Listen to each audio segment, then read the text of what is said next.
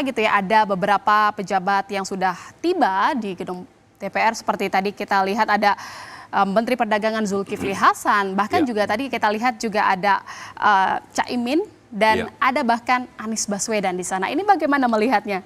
Iya, memang ketika berbicara mengenai pelantikan ya, ini harus menjadi pesta buat semuanya, walaupun sifatnya seremonial. Kalau saya analogikan misalnya anak baru lulus, ini wisudanya lah, semua harus ikut bergembira. Walaupun kita nggak boleh berhenti di situ, jangan sampai berhenti pada pesta pasca wisuda, tapi kan setelah itu, dia kerjanya apa setelah lulus kuliah gitu ya, setelah wisuda. Nah memang kita berharap hari ini akan banyak simbol-simbol yang menunjukkan bahwa konsolidasi pasca pemilu itu terjadi secara utuh. Dan memang publik berharap misalnya nanti tentu saja akan jadi sebuah tontonan yang baik apabila Mas Anies, Mas Ganjar hadir sebagai mantan pesaing dalam kompetisi Pilpres kemarin. Dan mungkin kita juga akan melihat mantan-mantan presiden ya, walaupun ada satu mantan presiden yang sudah dikonfirmasi oleh Pak Ahmad Muzani sebagai Ketua MPR tidak akan hadir, dan tetap kita harus lihat ini secara positif karena memang katanya sakit, dan memastikan bahwa tidak boleh ada satu dari 110 anggota PDI Perjuangan yang tidak hadir. Jadi hari ini harus tetap dilihat dalam konteks yang positif, rekonsiliasi, konsolidasi ulang, dan memang yang membedakan adalah dibanding 2019 misalnya, kalau 2019 ini kan Pak Jokowi sudah jadi dan meneruskan lagi. Jadi efek kejutnya tidak besar. Ini akan lebih mirip dengan apa yang kita lihat misalnya di 2014. Makanya konsepnya kan mirip. Pesta rakyat dari Tamrin sampai Sudirman, artinya mengantar presiden terpilih dari Senayan sampai Istana. Itu yang kita lihat juga di 2014. Pertama kalinya ada pesta rakyat, Pak Jokowi saat itu naik kereta Kencana dengan Pak JK ya kalau kita ingat. Saya belum tahu nih hari ini akan teknisnya seperti apa, tapi ya inilah euforia ketika presiden baru terpilih yang moga-moga langsung hari ini juga kan kita akan mendengar kepastian mengenai nama-nama menteri.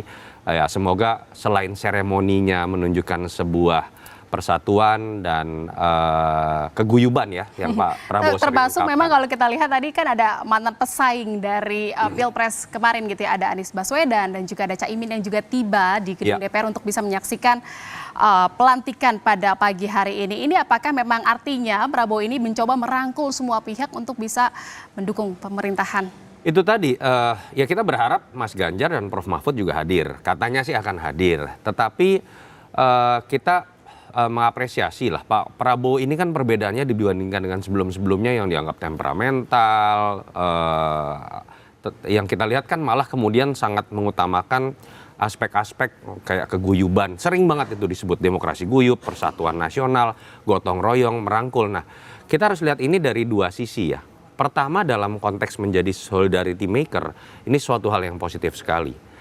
Tetapi jangan sampai diterjemahkan dalam bahasa yang kemudian menjadi anti klimaks. Contoh, bahwa rekonsiliasi artinya menampung siapapun yang minta jadi menteri atau wakil menteri gitu kan. Atau guyub itu diartikan bahwa kemudian siapapun bisa masuk ke dalam barisan pemerintahan saya. Atau gotong royong yang diartikan bahwa tidak perlu lagi ada oposisi, tapi bahwa semua partai seharusnya masuk saja ke dalam barisan koalisi pemerintahan, dikompensasi dengan yang namanya jabatan menteri. Nah itu yang saya berharap ini buat kebaikan Pak Prabowo sendiri juga ya. Kalau Pak Prabowo mengartikan itu untuk menampung semuanya, geraknya jadi lambat. Kita tahu nggak mungkin balapan F1 dengan menggunakan truk gitu kan, karena terlalu besar. Atau mobilnya F1 tapi isinya nggak satu orang, tapi 2 atau 3 orang kan jadinya berat. Itu yang kita harapkan dalam konteks rekonsiliasi, rekonsolidasi, semangatnya luar biasa dari yang Pak Prabowo tunjukkan zaman kampanye ataupun pasca terpilih. Tapi dalam konteks bekerja yang dibutuhkan akselerasi, bukan lagi sekedar merangkul dan biarkan gotong royong itu memposisikan diri masing-masing pihak dalam posisi yang belum tentu sama. Check and balances itu tidak berarti buruk. orang yang ada di luar barisan pemerintahan bukan berarti buruk. Malah demokrasi itu menjadi terisi ketika semua menempati posnya masing-masing.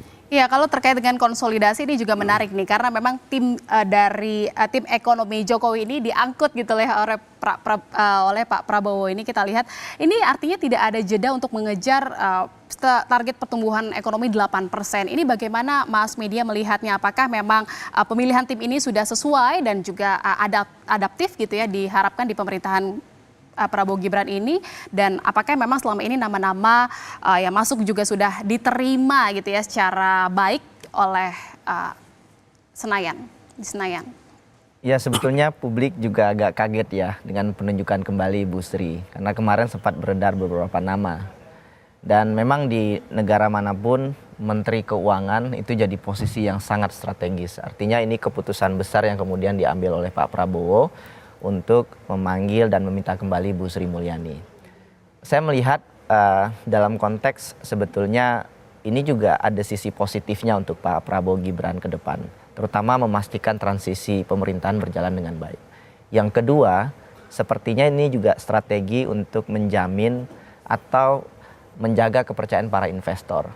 Karena ketika terjadi perubahan struktur ekonomi yang signifikan karena berubahnya menteri, tentu ada ketidakpastian pasar yang kemudian barangkali bisa menciptakan kekhawatiran. Artinya Pak Prabowo mencoba memberikan sinyal bahwa akan ada keberlanjutan, tidak akan ada perubahan yang signifikan. Artinya investor yang selama ini sudah berkomitmen atau akan memasukkan dananya pada investasi di Indonesia itu akan tetap terjaga. Bisa dibilang ini adalah untuk bisa tetap meyakinkan kepercayaan publik gitu ya terhadap pemerintahan Prabowo Gibran. Cuman perlu dilihat juga, karena kalau Pak Jokowi di tahun 2014 sampai 2015 itu ada 1 tahun jeda, kemudian Pak Jokowi mengganti kabinetnya. Kita nggak tahu nih apakah Pak Jokowi kemudian mengganti Bu Sri Mulyani. Tapi catatan saya untuk Bu Sri Mulyani, kita tahu beliau Menteri Keuangan yang cukup lama dan lintas presiden bahkan ya. Kita juga nggak sangat menyaksikan juga gebrakan-gebrakan beliau, tetapi memang tantangan hari ini terus berbeda. Ya. Rasio hutang kita terus mengalami peningkatan, defisit anggaran, termasuk juga penerimaan pajak yang bahkan terus mengalami penurunan. Artinya Bu Sri juga tantangannya nggak mudah, tetapi memang ada risiko, the risk of incumbency. Kalau sudah terlalu lama duduk di posisi itu, kemampuan untuk melakukan inovasi pasti akan terbatas. Jadi pendekatannya mungkin akan sama dan konvensional. Padahal masyarakat publik nih menanti nih perubahan terobosan baru dari Menteri Keuangan. Ya, kita juga berharap ini nanti akan ada inovasi terbaru dari Ibu Sri Mulyani gitu ya sebagai Menteri Keuangan.